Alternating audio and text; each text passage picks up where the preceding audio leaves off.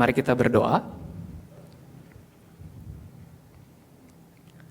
Ya Tuhan, selamat pagi, dan kami sekali lagi mengucap syukur Tuhan, kalau kami boleh datang ke hadapan-Mu, untuk beribadah, menaikkan puji sembah kami kepadamu. Tuhan, itu semua dapat kami jalani hari ini hanya karena Engkau, Allah, tetapi mau beserta kami, mau lahir bagi kami, menebus dosa-dosa kami. Terima kasih Tuhan untuk kasih-Mu yang sedemikian besar kepada kami. Dan Tuhan, kami rindu pada pagi hari ini firman Tuhan boleh berbicara kepada kami, menghangatkan kami sekali lagi Tuhan, agar kami melihat betapa indahnya kelahiran, betapa indahnya cinta-Mu yang mau datang bagi kami. Mohon kiranya Roh Kudus menuntun hati dan pikiran setiap kami ketika kami merenungkan firman Tuhan. Tuhan, kami juga berdoa menyerahkan hamba-Mu, biar kiranya Engkau yang menopang dan kuatkan untuk pemberitaan Injil pada pagi hari ini. Terima kasih Tuhan, dalam nama Tuhan Yesus kami berdoa dan kami berserah. Amin. Shalom, selamat pagi saudara. Shalom. Pagi hari ini kita akan kembali merenungkan kebenaran firman Tuhan yang berkaitan dengan Natal.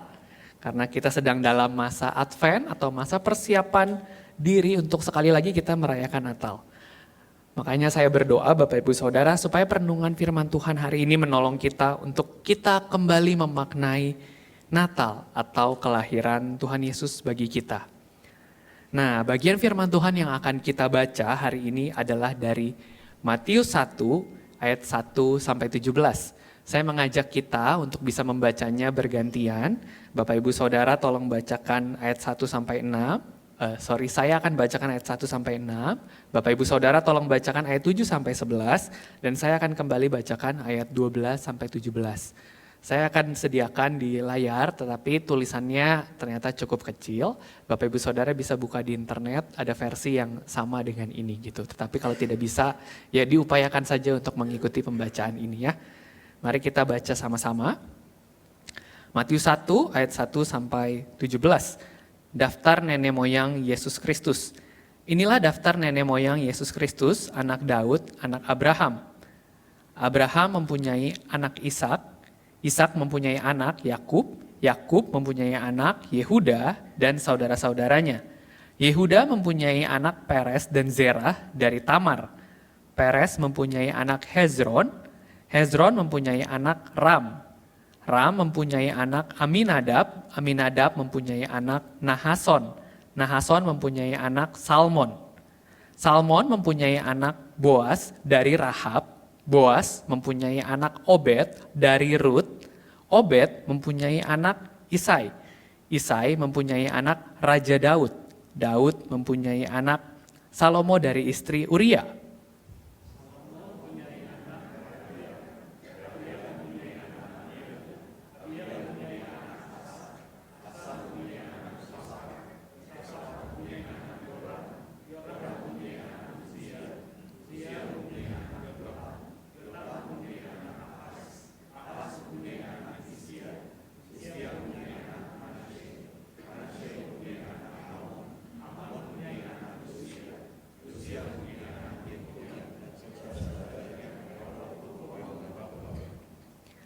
Sesudah pembuangan ke Babel, Yekonya mempunyai anak Sealtiel. Sealtiel mempunyai anak Zerubabel. Zerubabel mempunyai anak Abihud. Abihud mempunyai anak Elyakim. Elyakim mempunyai anak Azor. Azor mempunyai anak Zadok. Zadok mempunyai anak Akim. Akim mempunyai anak Eliud. Eliud mempunyai anak Eleazar. Eleazar mempunyai anak Matan. Matan mempunyai anak Yakub. Yakub mempunyai anak Yusuf suami Maria. Dari Maria lahir Yesus yang disebut Kristus. Jadi seluruhnya ada 14 keturunan dari Abraham sampai Daud, 14 keturunan dari Daud sampai pembuangan ke Babel, dan 14 keturunan dari pembuangan ke Babel sampai Kristus. Sedemikian jauh pembacaan firman Tuhan, kiranya Roh Kudus menolong kita untuk merenungkannya. Lebih lagi menolong kita untuk hidup seturut dengan kebenaran firman Tuhan. Bapak Ibu Saudara, saya yakin bagian ini kita semua tahu, minimal pernah dengar begitu ya. Bagian yang ada di paling depan dari perjanjian baru Dan saya kira ini juga mungkin bagian yang paling sering kita skip baca waktu berusaha baca Alkitab gitu. Ya setidaknya saya ya Bapak Ibu Saudara waktu masa-masa lebih muda lagi usianya, waktu saat teduh ketika buka bahan, kalau misalkan dapatnya Matius 1, ini wah buru-buru bacanya atau cepat-cepat bacanya gitu ya. Dan mungkin kita pikir begini, ya iyalah Van, seperti itu, bagian ini isinya nama semua. Gak ada perintah, gak ada larangan, gak ada teguran, gak ada arahan yang dapat dibaca dari bagian ini. Ini adalah bagian yang membosankan, bagian yang tidak relate, tidak mengena. Dan lagi pula ini silsilah kan bukan silsilah keluarga saya gitu.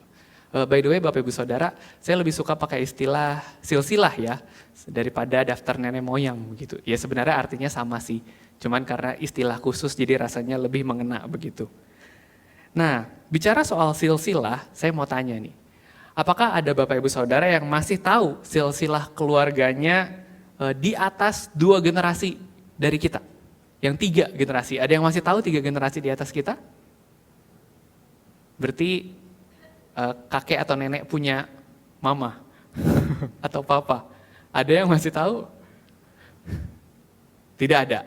Kalau tidak ada berarti kita sama. Saya juga cuma tahu 2 generasi. Dan kalau tidak tahu, keterlaluan. Karena itu papa mama dan kakek nenek kita, bukan begitu ya. Dan saya kira itu menggambarkan bagaimana kalau hari ini itu silsilah tidak terlalu signifikan dalam hidup kita Bapak Ibu Saudara. Silsilah mungkin baru kita cari ketika kita punya urusan yang bersangkutan dengan warisan. Waktu kita mau bagi harta, waktu kita mau cek ini sebenarnya hak siapa, kita baru cari. Ini resminya hak siapa begitu. Atau mungkin kita baru cek tentang silsilah itu ketika kita mau menikah gitu ya. Lalu kita periksa, itu pun bukan soal bagaimana, tapi kita ceknya soal apakah ada penyakit keturunan yang akan diwariskan. Apakah saya akan memberikan penyakit yang akan diwariskan kepada generasi berikutnya begitu ya. Misalnya untuk hal-hal seperti itu kita baru cari soal silsilah. Selebihnya saya kira jarang ya Bapak Ibu Saudara. Dan itu berbeda sekali dengan sekarang. Berbeda maksudnya waktu Injil Matius ini dibaca oleh pembacanya, bagi mereka silsilah itu begitu penting. Karena bagian ini menjadi tanda yang sah bahwa kisah berikutnya, kisah tentang Yesus Kristus, itu adalah kisah yang begitu relate dengan hidup mereka. Relate kenapa? Karena Tuhan Yesus Kristus itu adalah Sang Mesias, penggenapan janji yang selama ini mereka nanti-nantikan. Tuhan Yesus adalah keturunan Raja Daud yang diharap-harapkan membawa pembebasan bagi bangsa Yahudi. Dan bicara soal raja, keturunan raja, maka yang paling penting adalah dari silsilah ini kita bisa membuktikan bahwa Tuhan Yesus itu betul-betul keturunan raja, begitu ya. Itulah tandanya Tuhan Yesus sah sebagai Mesias. Dan dari silsilah ini kita tahu Tuhan Yesus sah sebagai Mesias yang dijanjikan. Nah menariknya Bapak Ibu Saudara, bagian ini bukan hanya sekedar tanda sah bahwa Tuhan Yesus adalah keturunan Raja Israel, tetapi juga menceritakan bagaimana Tuhan begitu setia pada kita manusia berdosa. Gitu ya. Tuhan begitu setia kepada kita manusia berdosa. Nah sebelum kita merenungkan bagian ini lebih jauh Bapak Ibu Saudara, mungkin ada yang bertanya dalam hati begini. Ya apa hubungannya dengan saya Van? Kan saya bukan orang Yahudi. Gitu ya. Berita tadi baik untuk orang Yahudi tapi gak ada urusannya dengan saya. Nah Bapak Ibu Saudara, saya mau mengajak kita untuk memperhatikan bahwa penulis Matius itu memulai silsilah ini dengan menyebutkan nama Abraham. Nama ini penting. Kenapa? Karena di kitab Kejadian kepada Abraham Tuhan telah berjanji bahwa suatu hari nanti oleh keturunannya seluruh bangsa, ya termasuk kita hari ini Bapak Ibu Saudara, akan mendapatkan berkat. Jadi sejak semula janji Allah diberikan kepada Abraham, janji itu berlaku juga bagi kita. Meskipun kita bukan orang Yahudi asli. Dan bukankah ada lagu anak-anak Bapak Ibu Saudara yang mengingatkan kita akan kebenaran lagu ini, akan kebenaran ini? Ada yang tahu lagu apa? Bisa tebak?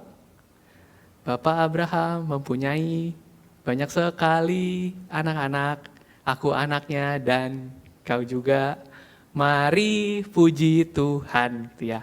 Nah, Bapak Ibu Saudara, saya ajak sekarang kita ayo mari tengok kiri kanan, coba ucapkan puji Tuhan, kita anak Abraham, gitu ya.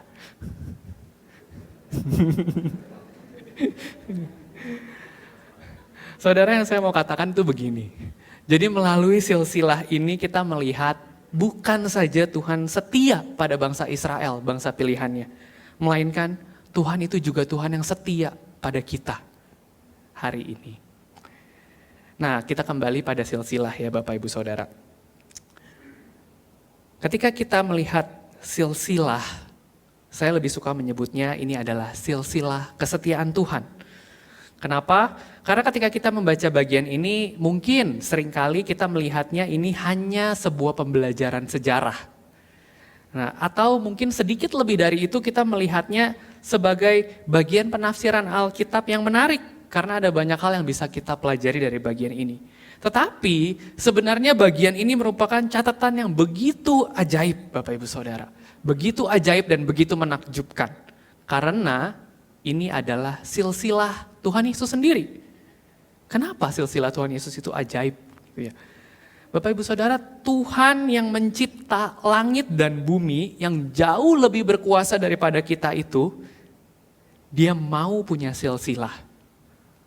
Silsilah itu apa Bapak Ibu Saudara? Silsilah itu adalah tanda bahwa manusia karena hidupnya sebentar dia ada, dia punya keturunan lalu dia mati, makanya kita butuh catatan itu bukan? Tetapi berbeda dengan Tuhan Bapak Ibu Saudara, Dia kekal, Dia berkuasa, Dia pencipta langit dan bumi. Dia tidak butuh itu semua, tetapi Dia mau menyamakan dirinya dengan kita yang fana, yang cepat berlalu, supaya kita dapat diselamatkan. Dan Bapak Ibu Saudara, ada seorang penafsir yang membaca Charles Spurgeon. Ketika Charles Spurgeon menjelaskan bagian ini, dia menemukan bahwa Charles Spurgeon bersikap begini. Dengan perkataannya kita bisa perhatikan. Sungguh suatu kerendahan hati yang mengagumkan bahwa Allah menjadi seorang manusia dan memiliki silsilah. Meskipun ia sejak mulanya bersama-sama dengan Allah, ia tidak menganggap kesetaraan dengan Allah itu sebagai milik yang harus dipertahankan. Sampai di sini Bapak Ibu Saudara, mari kita berhenti sejenak dan kita sadari lagi bahwa Dia itu Tuhan, tetapi mau jadi manusia. Jadi sama dengan kita, menyelamatkan kita. Adakah hati kita masih tersentuh Bapak Ibu Saudara akan hal tersebut? Masihkah kita memikirkan mengapa Tuhan mau sebegitunya? Dan ketika mencoba meresapi seberapa dalam kasih Tuhan yang seperti ini, saya jadi teringat akan bagaimana kehidupan saya belakangan, gitu ya. Saya baru menikah, ya seperti yang Bapak Ibu Saudara tahu, gitu ya. Dan sebagian dari Bapak Ibu Saudara turut hadir, mendukung, juga merayakan hari sukacita kami. Nah, di tengah-tengah perbincangan kami, pasangan newlywed, kadang-kadang itu muncul perbincangan seperti ini Bapak Ibu Saudara. Kenapa sih kamu tuh mau nikah sama aku gitu? Nah, saya nggak tahu ya Bapak Ibu Saudara apakah masih menanyakan hal tersebut gitu. Kalau yang pacaran mungkin nanyanya tiap hari itu dicecer terus gitu. Ya waktu mulai menikah mulai lebih memaknai gitu kayak, aduh sampai nikah loh, kenapa ya kamu mau gitu. Nah tapi katanya, konon katanya ya, saya kira semoga enggak. Kalau udah lama menikah udah gak pernah mau tahu lagi ya. Karena ya udah nikah, lu udah gak boleh komplain lagi, harus terima apa adanya begitu. Nah maksudnya begini Bapak Ibu Saudara, pertanyaan kenapa sih kamu mau sama aku itu bukankah sebuah upaya untuk meresapi cinta yang Dia berikan kepada kita. Dan kalau kita berupaya sedemikian rupa untuk meresapi cinta yang manusia lain berikan kepada kita, bukankah semestinya kita juga berupaya meresapi cinta yang Tuhan berikan itu kepada kita, Bapak Ibu Saudara? Baik, mari kita lanjutkan. Oke, Tuhan bolehlah engkau punya silsilah. Dan kalau engkau mau punya silsilah, asalkan silsilah yang ada itu harus isinya orang-orang baik, manusia-manusia hebat, dan manusia-manusia yang kudus. Nah tetapi Bapak Ibu Saudara, menariknya justru silsilah Tuhan Yesus itu berisikan nama-nama yang mewakili kecacatan umat manusia. Sebenarnya ada banyak hal yang dapat kita pelajari dari silsilah ini, tetapi karena keterbatasan saya dan keterbatasan waktu, kita hanya akan melihat 5 nama perempuan yang tercatat dalam silsilah Tuhan Yesus ini. Langsung saja yang pertama, ayat 3 mencatat Yehuda mempunyai anak Peres dan Zerah dari Tamar. Nah, dengan kalimat yang demikian, umumnya kalau kita tidak memahami cerita Alkitab, kita akan menganggap bahwa Tamar adalah istri dari Yehuda, bukan? Tetapi kalau kita baca ke kitab Kejadian, kita akan menemukan bahwa Tamar itu sebenarnya bukan istri Yehuda. Tamar itu adalah istri anak pertama Yehuda yang ditinggal mati jadi janda. Tetapi karena Yehuda tidak memberikan haknya untuk dinikahi oleh anak keduanya, sehingga Tamar mencari cara sendiri. Dia tahu Yehuda suka bermain pelacur, dia menyamar, lalu dia berupaya untuk menjebak Yehuda supaya dia dapat keturunan, gitu. Catatan tentang nama Tamar ini mewakili kejadian yang kacau sekali. Yehuda melakukan kejahatan secara budaya kepada hak perempuan. Dia mengabaikan hak Tamar. Tetapi Tamar justru mencari keadilan dengan caranya sendiri sampai melanggar moralitas dan lebih lagi dia berdosa di hadapan Tuhan. Yang kedua, wanita kedua ada di ayat 5 yang mencatat nama Rahab. Dan satu-satunya catatan nama Rahab di perjanjian lama itu tercatat ketika bangsa Israel mengirimkan pengintai-pengintai ke kota Yeriko. Dan para mata-mata tersebut ditolong oleh Rahab, sang pelacur keturunan Kanaan. Pengintai-pengintai tersebut disimpan, lalu pada malam hari dikeluarkan lewat tembok kota. Pendek kisah, Rahab akhirnya dihitung sebagai bagian dari bangsanya Allah. Kenapa? Karena dia punya iman lebih besar daripada orang-orang Israel. Dia percaya bahwa Allahnya Israel adalah Allah yang sesungguhnya. Itu baik. Well, tapi dia tetap orang Kanaan, bukan? Bangsa yang jahat di mata Tuhan. Dan secara pribadi dia menghidupi dirinya dengan hidup sebagai pelacur. Berikutnya wanita ketiga, kita lihat ayat 5. Ayat 5 mencatat nama Rut, nenek buyut Raja Daud. Rut, dari kitab Rut kita dapat ketahui bahwa dia adalah orang Moab, Bapak Ibu Saudara. Tetapi dia orang Moab yang mengakui bahwa Tuhannya, mama mertua dia, adalah Tuhannya juga. Nah, sehingga dia tetap mau menemani Naomi, mama mertuanya, meskipun mereka berdua hidup dalam keadaan miskin karena dua-duanya adalah janda. Tetapi kemudian Tuhan mengangkat kehidupan mereka dengan cara Rut diambil istri oleh Boaz. Dan overall, kisah Rut sebenarnya cukup positif, Bapak Ibu Saudara. Tetapi sekali lagi, dia berasal dari suku Moab, suku yang terlahir karena hubungan incest Lot dengan anaknya. Dan Rut sendiri juga hampir-hampir jatuh dalam dosa karena diarahkan oleh Naomi untuk menghampiri Boaz di malam hari ketika sedang tidur di pengirikan gandum. Keempat, dan ini saya yakin semua kita tahu kisah ini, gitu ya. Ayat 6 dituliskan begini, Raja Daud punya anak dari istri Uria. Dan kita semua tahu ini adalah kisah Batsyeba, meskipun namanya tidak ditulis secara langsung. Dan Batsyeba memang jadi korban power abuse Daud hari itu. Tetapi dengan perzinahan yang dilakukan, bukankah tetap dosa perzinahan itu terkena juga kepada Batsyeba? Kendati demikian, Tuhan tetap memilih untuk lahir dari keturunan pezina dan dengan sejarah pembunuhan di dalamnya. Dan nama kelima, kita lompat ke ayat 16. Dan di sana kita akan bertemu dengan nama Maria. Maria bukan nama yang mewakili kehidupan yang gelap ataupun yang buruk, bukan. Dia adalah orang Israel, asli. Tetapi tetap, tidak ada catatan yang spesial ataupun yang track record yang mengagumkan tentang Maria. Dia adalah wanita yang biasa-biasa saja dan sederhana. Dan di dalam kesederhanaan dan kelemahannya dia justru memberi dirinya jadi hambanya Tuhan. Dia taat kepada Tuhan. Tetapi justru karena ketaatannya kepada Tuhan, Maria justru jadi punya track record yang lebih buruk. Yaitu dia hamil di luar nikah. Gitu. pun kita tahu kan bahwa itu bukan pergumulan sosial norma hari itu. Maksudnya adalah Tuhan Yesus mau menyatakan, penulis Injil mau mengatakan Tuhan Yesus adalah kudus. Bayi Yesus itu kudus karena bayi Yesus bukan lahir dari hubungan badan suami istri, tetapi dari mukjizat yang dilakukan oleh Roh Kudus.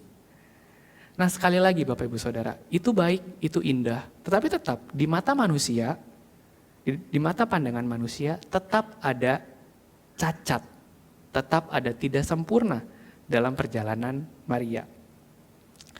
Nah, setelah memperhatikan 5 nama tadi, pertanyaannya adalah kenapa sih 5 nama itu perlu kita perhatikan? Dan dari 5 nama tadi kita dapat mengerti bagaimana Tuhan itu pertama, dia itu peduli dengan gender. Tuhan kita yang walaupun memilih bangsa yang patriarkal jadi umat pilihannya, dia membela wanita-wanita yang ditindas oleh laki-laki. Dengan cara Tuhan Yesus mencatat nama mereka di dalam silsilah kelahirannya. Lewat silsilah ini Tuhan itu seperti mau mengangkat kembali martabat mereka, dan bukan hanya sebenarnya soal gender wanita, tetapi hal ini juga menyatakan Tuhan itu setia kepada orang-orang yang tertindas oleh budaya dan juga sistem. Ketika dunia tidak adil dan tidak ada yang dapat melawan budaya sekitar, Tuhan setia. Tuhan tidak tinggal diam, dia tidak tutup mata, bahkan dia membela mereka. Dan berikutnya Bapak Ibu Saudara, seperti yang tadi telah kita pelajari bahwa 5 nama wanita tersebut itu masing-masing mewakili kisah yang berantakan. Ada seorang penulis artikel web Desiring God yang bernama John Bloom. Dan dengan mengena sekali dia mengatakan bahwa 5 perempuan itu, 5 nama wanita itu memiliki kesamaan. Kesamaan mereka adalah mereka sama-sama punya disgrace, aib dalam hidup mereka. Namun dengan Tuhan mencantumkan nama mereka dalam silsilah Tuhan Yesus, sang pribadi penyelamat umat manusia, maka Tuhan menunjukkan bahwa kesetiaannya itu tidak bergantung pada keberhasilan manusia, hidup tidak bercacat celak di hadapan Tuhan. Justru kecacatan-kecacatan dan aib-aib yang tercatat dalam silsilah Tuhan Yesus menunjukkan bahwa Tuhan Yesus datang karena manusia begitu hancur tanpa Tuhan. Makanya dia mau lahir, dia mau jadi penyelamat kita. Kalau dengan bahasa khotbah lead pastor Jeffrey minggu lalu, Tuhan tetap menyebut kita dengan sebutan umatku.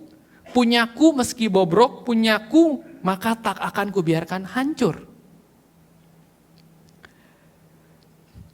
Bapak Ibu Saudara, bagaimana dengan hidup kita hari ini? Dan kalau mau jujur, bukankah hidup kita juga sama dengan 5 wanita tadi?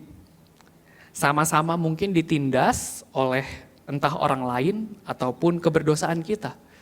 Sama-sama penuh disgrace atau aib atau bahkan lebih banyak aib. Bedanya kita hanya lebih pandai menyembunyikannya saja. Entah itu disgrace atau aib karena apa yang orang lain lakukan pada kita, atau itu disgrace karena itu pilihan kita sendiri untuk lakukan.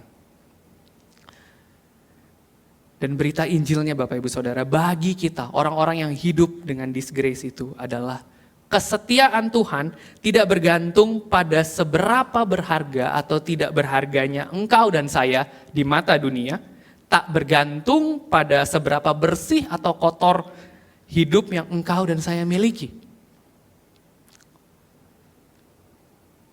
Bukankah kita lebih sering membayangkan Tuhan pergi meninggalkan kita karena kita menemukan diri kita gagal dan jatuh lagi? Bapak Ibu Saudara, kalau itu bayangan kita, hari ini firman Tuhan meneguhkan kita kembali. Bahwa dia itu setia. Dia tidak pergi ketika ada kegagalan. Dia tidak pergi ketika ada kecacatan dalam hidup kita. Dia Tuhan yang mau dekat dengan kita. Dekat dengan orang berdosa, bahkan menebus kita dari dosa.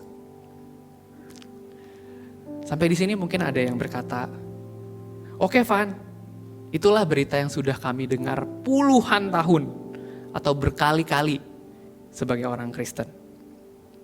Berita itu benar, tetapi sudah tidak menggetarkan hati lagi.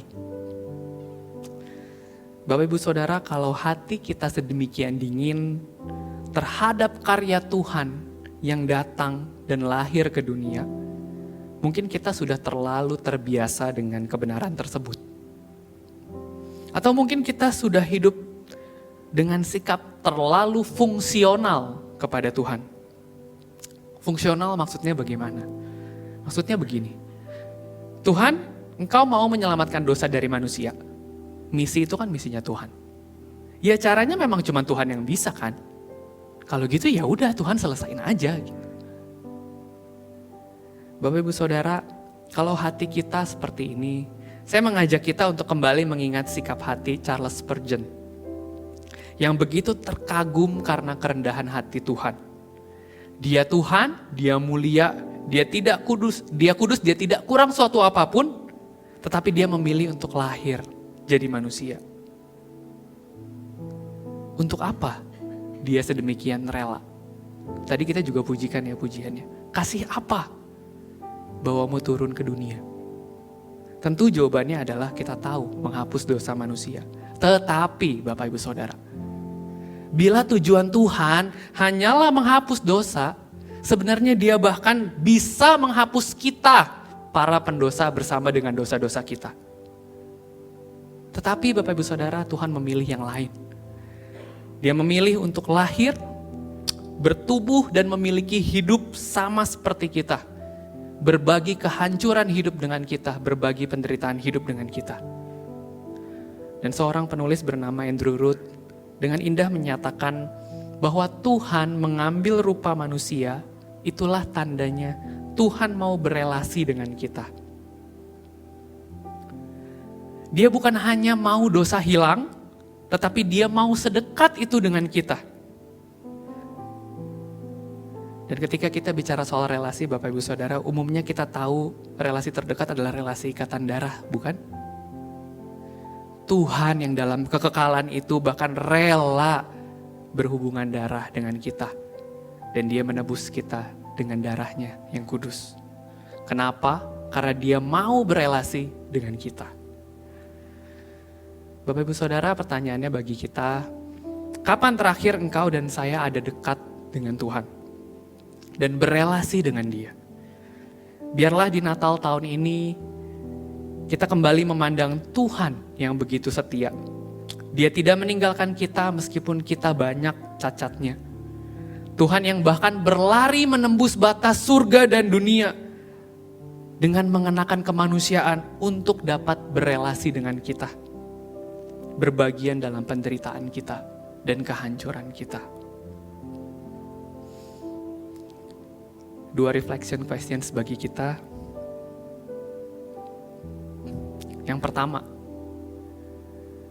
adakah aib yang menghalangi kita untuk kita dekat dengan Tuhan dan membuat kita merasa Tuhan tidak akan menerima kita lagi? Bila ada, utarakanlah pada Tuhan meskipun ada keraguan atau ketakutan. Berhadapanlah lagi dengan Tuhan yang setia itu.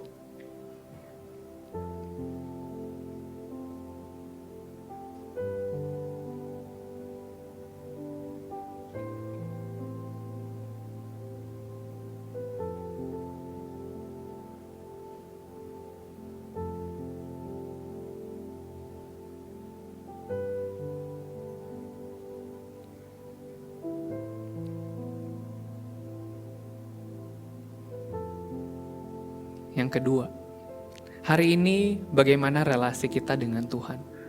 Adakah kita sudah mulai meninggalkan Tuhan lagi? Mintalah agar Tuhan menarik kita lagi. Karena ketika kita menyimpang, Dia tinggal tetap dan Dia setia.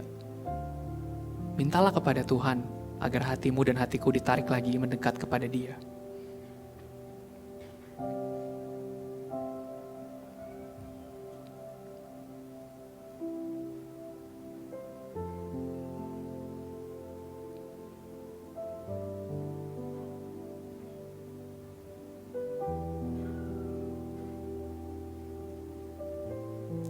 Ya Tuhan, ini kami anak-anak-Mu Tuhan.